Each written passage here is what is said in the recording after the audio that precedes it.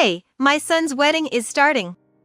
I regretted picking up the phone when I heard Mike's voice after so long. Huh? Kai is still in middle school, you know? What? I could hear a dumbfounded voice. It was beyond irresponsible for Mike not to remember our son's age, even though we divorced. I was filled with anger. Do you even know how old Kai is right now? Huh? He's about 20, isn't he? Despite the fact that Mike and I got married when I was 38, how could he possibly mistake Kai for a 20-year-old? I could only sigh at Mike's careless attitude. You're the one who abandoned us 11 years ago. Yeah, but we couldn't have a child together. That's why I'm saying it's Kai's turn.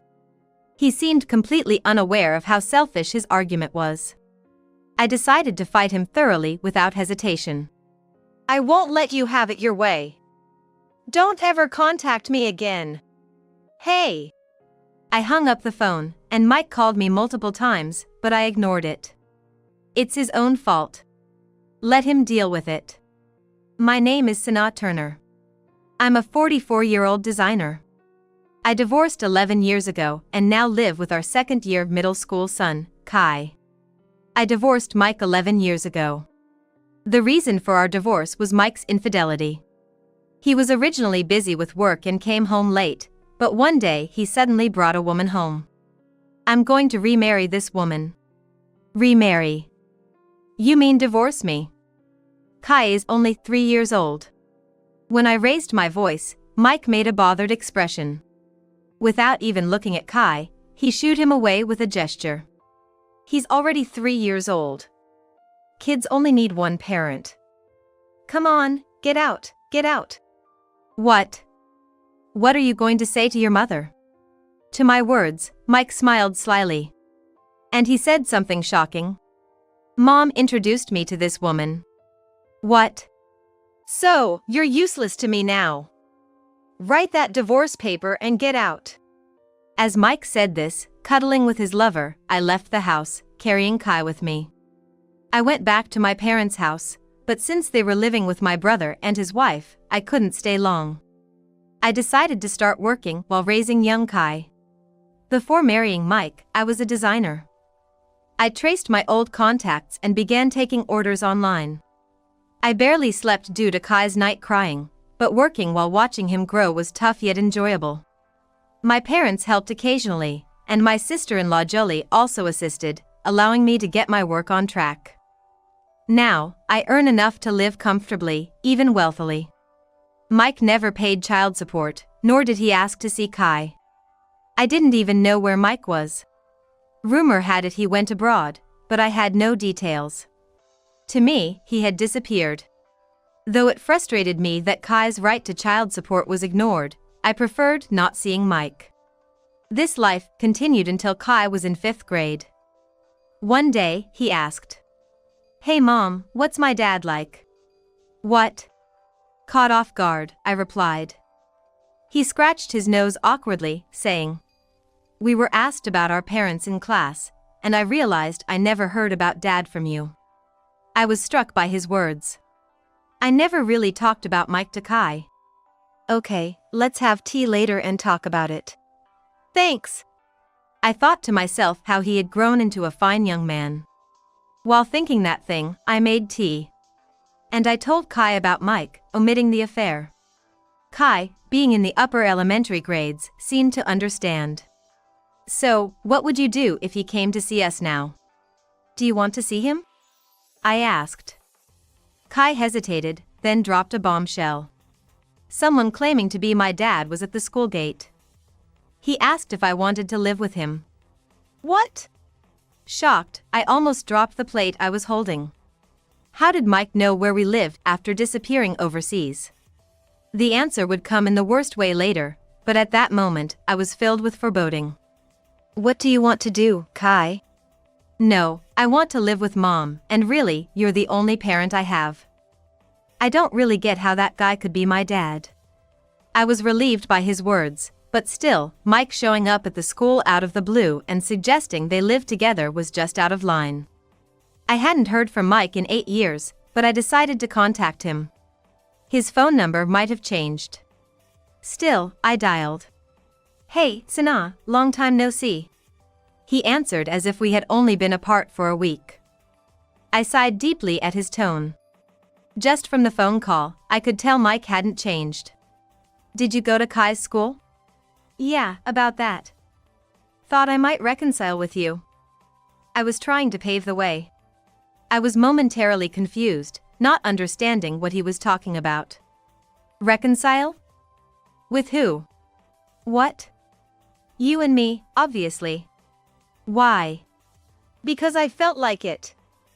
Don't be annoying. His voice was irritated on the other end of the phone, and it was clear I wouldn't understand anything he was saying. Anyway, reconciling with Mike was out of the question.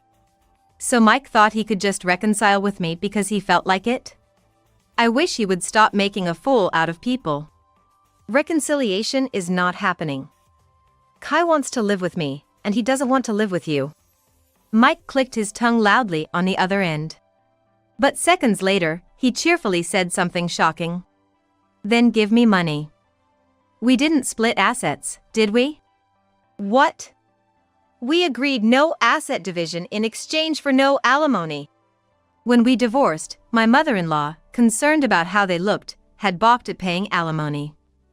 So, we agreed I'd get the house and savings instead of child support and alimony. Of course, I sold the house right away to turn it into cash for living expenses. Mike knew this. And yet, I couldn't believe he would say such a thing. "So, if we reconcile, we'll share assets again, right? So just give it to me first?" "I told you, I'm not interested in reconciling. Never show up in front of me and Kai again," I said and hung up the phone. He called back several times, but I ignored all the calls. After blocking his number, I finally felt relieved. But since then, there have been sightings of a suspicious person around Kai's elementary school. When I heard the description, I instantly knew it was Mike. Just to be safe, I went to the police to report that I was being followed, but they didn't take it very seriously due to lack of evidence.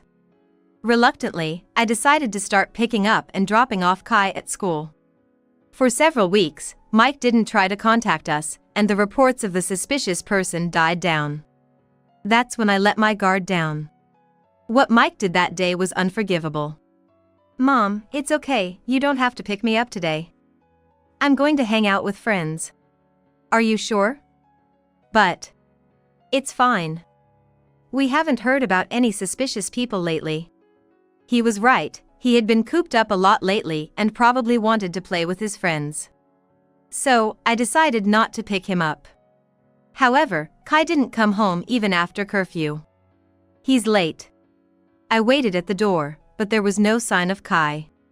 I had a bad feeling and put on my coat to go outside. "Oh, perfect timing. Mike!" As I opened the door, Mike was unexpectedly standing there. I was confused. But then someone got out of the car, and I exclaimed loudly, "Kai!" "Mom." Kai had tear streaks on his cheeks. I rushed out to hug him and glared at Mike. "What did you say to Kai?" "Nothing special, right, Kai?" Kai gripped my clothes tightly. I couldn't contain my anger towards Mike. He just smirked at me. "Well, I'll come again. I just got back to the States and now I know where you live. Don't you ever come back." Even as I yelled, Mike didn't take me seriously and left laughing. For now, I got Kai inside and sat him on the sofa. "What did he say to you?" "He said, your mom's a whore. The life you have now is all thanks to money she got from men you don't know." Hearing that made my head spin. That's not something you say to a teenager. Besides, I'm a designer. I've sold designs, not myself. Kai's eyes welled up again, and he clenched his fists on his lap. "I was so mad. I wanted to say you're not like that, you're definitely not. But I couldn't talk back to him." "Kai, just feeling that way is enough." Mike's words had hurt my child, more precious than life itself, to tears. I was boiling with rage. But first, I had to reassure Kai. I showed him my workspace and explained my job. I'm a designer, and I create these. Wow. You drew these, Mom? Yes, but it's our secret. Sure. Of course. Kai's eyes sparkled as he looked at my designs.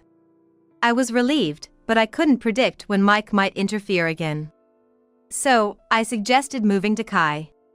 Kai, I was thinking, how about we move closer to Grandpa's house? Huh? Does that mean I'll have to change schools? Yes, it does. But Kobe will be there too. If I'm going to the same school as Kobe, I'm in. Kobe is my brother's son, the same age as Kai. They've been close since they were little, calling each other by nicknames. As they grew up, they became even closer, and despite living apart, they were best friends. Kai agreed to move without hesitation, and within 2 months, we moved closer to my parents' house and he started attending the same school as Kobe. Thanks to Kobe, Kai quickly fit in at his new school and enjoyed going every day. My parents and brother were thrilled that Kai and I had moved back nearby. However, Jolie, my sister-in-law, behaved differently towards me. She was kind to Kai but oddly cold to me. Hey, you're not planning to come back for good, are you? What? It's just that. You're not after the inheritance, are you? I have no such intentions. I was bewildered by the sudden change in the usually kind Jolie. So, I stopped visiting my parents' house unless they called me, and Kai started going there more often. My parents and brother, as well as Kai, were puzzled by this, but I couldn't speak ill of Jolie in front of everyone, so I just said I was busy with work. 3 years passed like this. Kai became a 7th grader. Maybe it's his rebellious phase, but lately, his responses are sparse. Still, as a parent, his growth makes me happy. In these 3 years, there was no contact from Mike. Jolie was still the same, but I was at peace. However, one day, a phone call changed everything. Hey, your son's wedding is starting. Hearing Mike's voice after so long, I regretted answering the call. What? Kai's just in middle school. Huh? His confused voice came through. I couldn't believe he didn't remember his own son's age. I was filled with anger.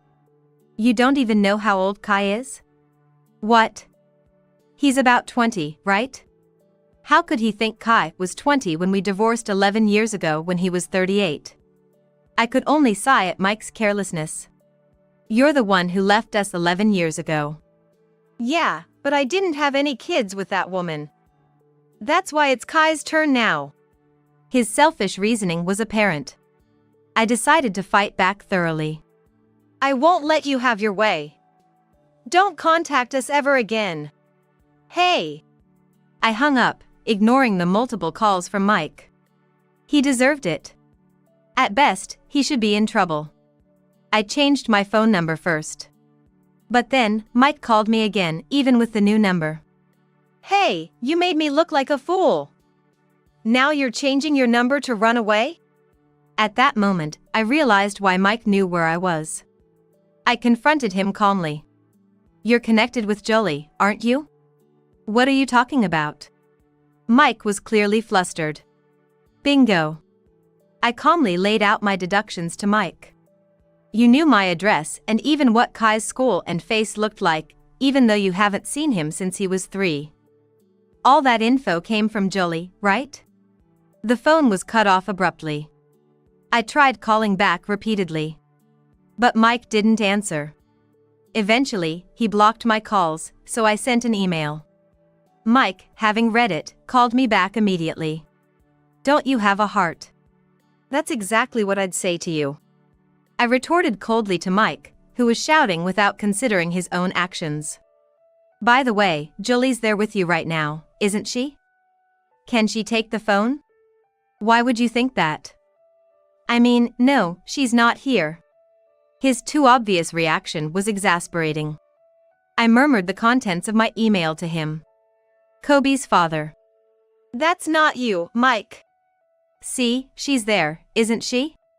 Ah. It seemed Jolie had been eavesdropping on Mike's call. I calmly pointed out. This is just a coincidence. Right? Yeah, a coincidence. We just met up to reminisce, you know? Their transparent act made me sigh. Two people alone in a hotel, reminiscing, huh? How did you know we're in a hotel? Hint, Julie's purse. Her purse? Ah. A clashing sound came through the phone. But the location marker on my computer hadn't disappeared. You shouldn't have said anything. Now you can't prove we're here, can you? They sounded triumphant, but I couldn't help laughing. Julie became a bit anxious at my laughter. What's so funny? Oh, Julie, seems like your tail's already been caught, hasn't it? What do you mean, no way? Yes, my GPS is safe and sound. Hearing my answer, Julie let out another screech. The only other person who would put a GPS on her would be my brother, her husband. Actually, I'm on the phone with my brother right now, so he's heard everything. What? Julie screamed, obviously not expecting that. I had bought another smartphone separately and had given only Julie the new number. So, I had been on the phone with my brother the whole time. This all started with my brother consulting me about Julie leaving the house at the same time every week, not doing much housework anymore, and becoming more irritable. I connected the dots when I learned when Julie started acting this way. It matched precisely with when Mike started contacting me. Julie, what the hell are you doing? It's not what it looks like. It's just, we were just talking. So you take showers together just for talking, huh? Apparently, my brother's GPS also had a listening device. So all their conversations were known to us. Eavesdropping, that's just low. Says the woman who's been cheating with her brother-in-law for years. My brother laughed scornfully at Julie, who was grinding her teeth in frustration. Then Mike interrupted the conversation. I truly love only Sana and Kai. What? You said I was number one. Just shut up for a sec. Sana, please, let's get back together. I was speechless at his audacity in this situation. As I stayed silent, Julie started spilling everything. You whispered sweet nothings to me. You said I was cuter than that plain Jane. What about our plans to remarry? That's because I gotta arrange a marriage for Kai with a client's daughter. Mike's slip of the tongue revealed his true intentions. I knew from my research that his business ventures were failing. Essentially, he wanted to set Kai up in a marriage while enjoying the sweet life with Julie. Using my beloved son as a pawn was absolutely unforgivable. I decided to reveal something. By the way, Julie, did you know? The house where you and our parents live, the one that got remodeled? It's been in my name since that day. What are you talking about? Her predictable response made me burst into laughter. My brother continued the explanation for me. When we decided to live together, didn't I explain? Insurance money for me, the house for Sana. It was all decided from the start. But we're the ones living in the house. Still, you were the one who agreed to live together. Julie broke down crying on the other end of the phone. She must have been deeply shocked, as she seemed to have no energy left to argue. Well, it doesn't matter who inherits what, you don't have any rights anymore. What, even divorce? You thought you had a say in that? But what about Kobe? Julie clung desperately to that hope. My brother coldly revealed the truth. Kobe was the one who told me about the affair. What? I was surprised, too. I knew about the consultation from my brother, but I hadn't heard how he found out.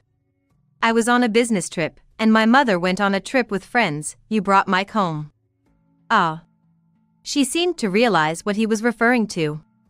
Mike also muttered quietly, that time, huh? Kobe came home early from school that day feeling sick. The school called me, and then about 10 minutes later, he called from a payphone. According to him, Kobe had called, crying, and said he saw his mother entering the house with a man who wasn't his father. He peeked from the garden and saw them naked and embracing. A mother showing such a disgraceful sight to her teenage son doesn't deserve to see his face. No, it's a lie. Kobe. Kobe. Julie sobbed. she adored Kobe.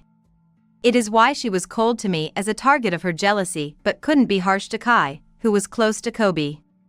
Being rejected by her beloved son must have been devastating. Julie's sobbing was the only sound coming through the phone. Well, we'll handle the rest through a lawyer. Your belongings will be sent to your parents' place later. Julie had no response to that. My brother then told me he was done talking and hung up. You guys are cruel. Crueler than a man who doesn't even know his son's age and tries to use him as a pawn? You're really cocky. I retorted sharply to Mike's raised voice. He didn't seem to think it was his turn to be confronted. Your business partner, that's Sonoma Company, right? What about it? It's a big company, none of your business, woman. In response to Mike, who was breathing heavily, I read out an article.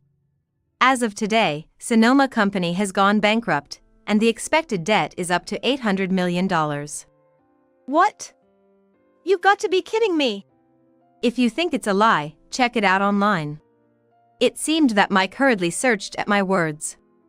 And then he screamed. That guy. Are you kidding me? Won't I get my investment back? What am I going to do? Your company is in trouble too. How do you know? Mike, a misogynist who didn't support women's advancement in society, never even remotely imagined that I knew about such circumstances. So, I decided to inform him. I have someone in my business contacts who is knowledgeable about such things. That's how I found out about your company when I had it looked into. Did you even understand it? As expected, Mike, who had belittled me, was met with a snort from me. I could hear Mike's frustrated groans. I told Mike that we would have our final discussion tomorrow. And he reluctantly agreed to come. Upon hearing that, I hung up the phone. The next day, Mike and Julie came to the designated location together. It seemed that Mike had somewhat recovered, as Julie had her arm linked with him. However, when she saw the person I was with, her face turned pale, and she quickly moved away. You're right on time.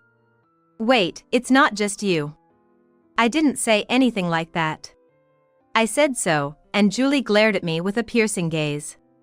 It wasn't me who addressed Julie like that. Mom, I asked for some time. Kobe, well, that. You don't have to say anything. I came today to say goodbye. In response to Kobe's words, Julie froze in place. Then, she moved away from Mike and clung to Kobe. I don't want to say goodbye. Hey, Kobe, let's live together, okay? It'll be fun, right? In response to Julie, Kobe looked down at her with a smile. It was a cold smile that I couldn't have imagined coming from the usually gentle Kobe. Think about it, though. In what world do you think a child would find it fun to live with their mother and her affair partner?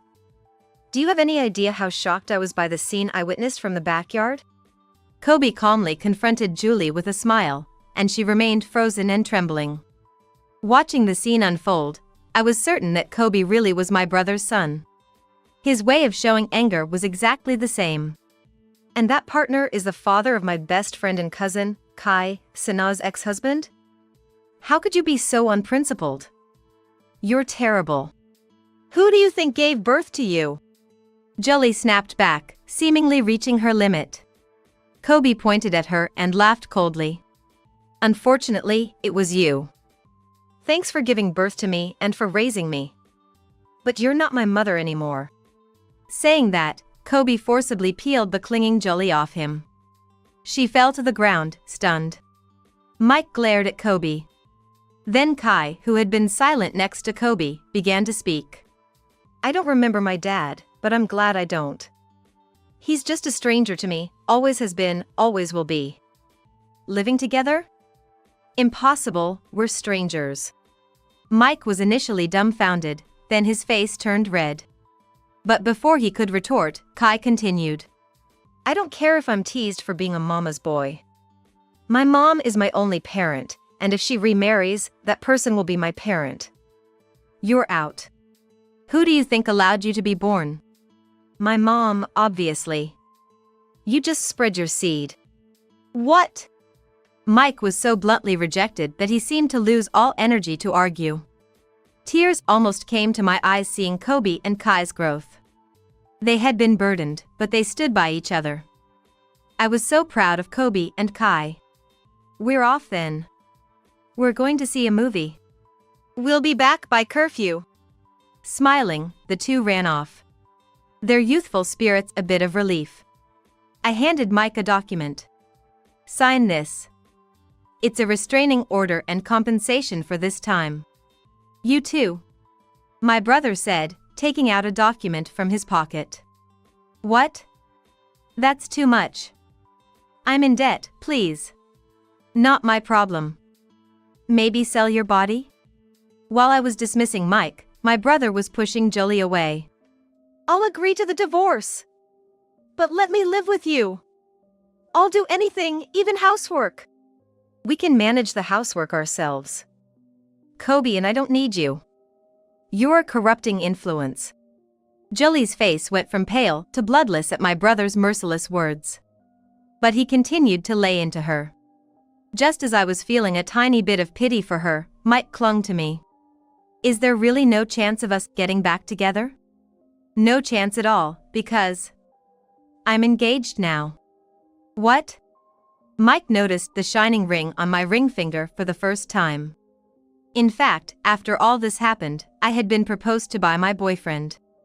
I've been dating him for about 2 years. Of course, Kai knew him and had given his approval. Did you cheat on me? You're the one to talk. Stop with the funny jokes, please. I've been single for 11 years. Mike was speechless, just opening and closing his mouth. The same was true for Jolie, who had been pushed away by my brother. They both signed the papers with pale faces and then sat down on the spot. My brother and I glanced at them and left. The next day, my brother filed for divorce. When Jolie's parents came to our parents' house to apologize, my brother's smile was so cold that even I, his sister, felt scared. The compensation from Jolie's side was covered by selling her parents' house. And now she and her elderly parents, unable to work, are living in a rundown apartment, working day and night to pay back the compensation and cover living expenses. My brother was deeply hurt by Jolie's affair, and he was bedridden for a few days. Kobe tenderly took care of him, and my brother quietly cried. Kobe also cried secretly sometimes. They really were father and son, and I found it endearingly ironic. It turned out that Mike and Jolie's affair started after our divorce was finalized. Mike's mistress, brought by his mother, ran away soon after, so Mike approached Jolie in an attempt to win me back. Mike was good-looking, despite his awful personality. And Jolie, 5 years younger than him, was apparently swayed by this handsome man. Mike, now having lost his heir and his money, was disowned by his family and is working tirelessly in day labor. His salary almost entirely goes to my alimony, and he can't afford to rent a house, so he's sleeping in friend's house then soon got kicked out there. I heard through the grapevine. My inability to sympathize with him probably stems from my intense dislike for him. Kai has become incredibly reliable since then. I don't know what changed in him, but it's something to be happy about. Yet, as a mother, I can't help but feel a little sad about it. As for me, I happily remarried the man I was engaged to. We're living joyful days. And Kai is very attached to him, sometimes goes out with him without me. Recently, I found out I'm pregnant. I haven't told my husband or Kai yet, but just imagining their happy faces knowing this fills me with joy. Today is my birthday. My husband and Kai are secretly preparing something. I'm looking forward to their surprise, but I have my own surprise for them. Let's have some tea. The sunlight streamed through the clouds. I smiled thinking it was like angels announcing the news to them before me.